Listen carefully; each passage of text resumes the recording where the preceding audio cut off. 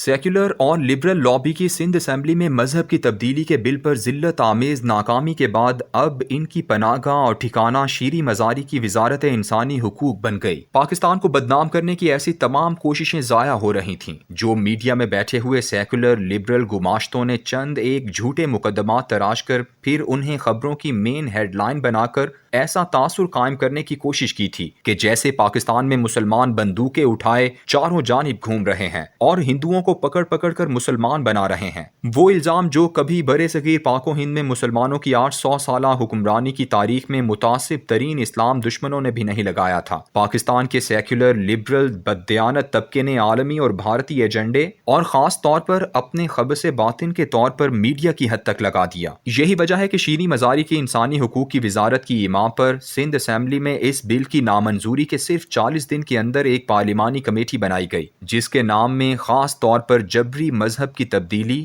Forced conversion شامل کیا گیا تاکہ دنیا کو یہ تاثر پہنچایا جائے کہ یہ پاکستان میں ایک بہت بڑا مسئلہ ہے۔ کیا کبھی صحت کی کمیٹی کا نام بیماریوں کی کمیٹی یا خوراک کی کمیٹی کا نام بھوک کی کمیٹی رکھا گیا ہے؟ مذہبی آزادی کی کمیٹی کا ایسا نام کیوں رکھا گیا؟ اس لیے کہ دیگر کمیٹیوں میں بدنام کرنے کا مقصد پوشیدہ نہیں ہوتا، جبکہ یہاں تو پوری کی پوری نیت ہی فطور سے بھرپور تھی۔ پھرتیاں ملاحظہ فرمائیں، اس کمیٹی نے 7 دن کے اندر 28 نومبر 2019 کو ہی اپنی پہلی میٹنگ بلائی اور پھر پے در پے 8 میٹنگ کر کے صرف 1 سال 2 ماہ بعد 16 فروری 2021 کو اپنی رپورٹ جمع کرا دی۔ 16 نومبر 2021 کو ہونے والی نویں میٹنگ میں کمیٹی کے سامنے یہ متنازع ڈرافٹ بل لایا گیا جس کا عنوان تھا دی پروہیبیشن آف فورسڈ کنورشن بل 2021، جبری تبدیلی مذہب کا امتناعی قانونی بل 2021۔ کمیٹی نے متفقہ طور پر کہا کہ شیریں مزاری کی وزارت نے تو سندھ اسمبلی کے مسترد کردہ بل کو ہی نقل کر کے بھیج دیا ہے، حالانکہ اس پر پاکستان کے ہر طبقے نے اعتراضات کیے تھے۔ کمیٹی نے یہ بل واپس کیا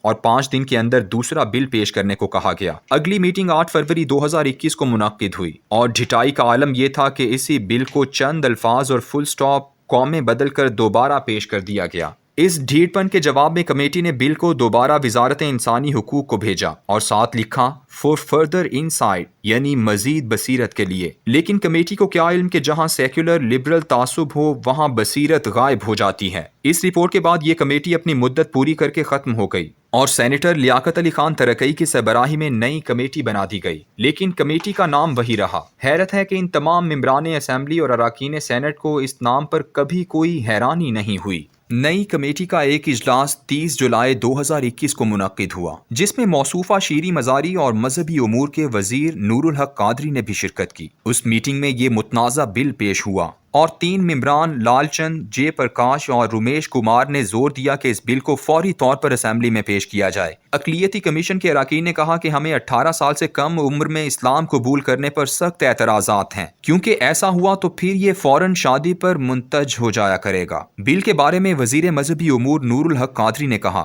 کہ یہ ایک حساس مسئلہ ہے، اس لیے اس پر اتفاق رائے ضروری ہے۔ چیئرمین کمیٹی نے بل کو وزارت مذہبی امور کو بھجوایا تاکہ وہ اس کا بغور جائزہ لے۔ اس کمیٹی کے اجلاس کے 5 دن بعد 4 اگست 2021 کو کمیٹی کے اراکین کو ایک مراسلے کے ساتھ وہی پرانا جبری تبدیلی کی روک تھام والا بل بھیجا گیا جس کے بارے میں کمیٹی کہہ چکی تھی کہ یہ سندھ حکومت کے مسترد شدہ بل کا چربا اور نقل ہے۔ مراسلے کے اوپر والے کونے میں لکھا ہوا ہے امیجیٹ، یعنی فوراً، اور بائی اسپیشل میسنجر، یعنی مخصوص ڈاک لے جانے والے کے ذریعے۔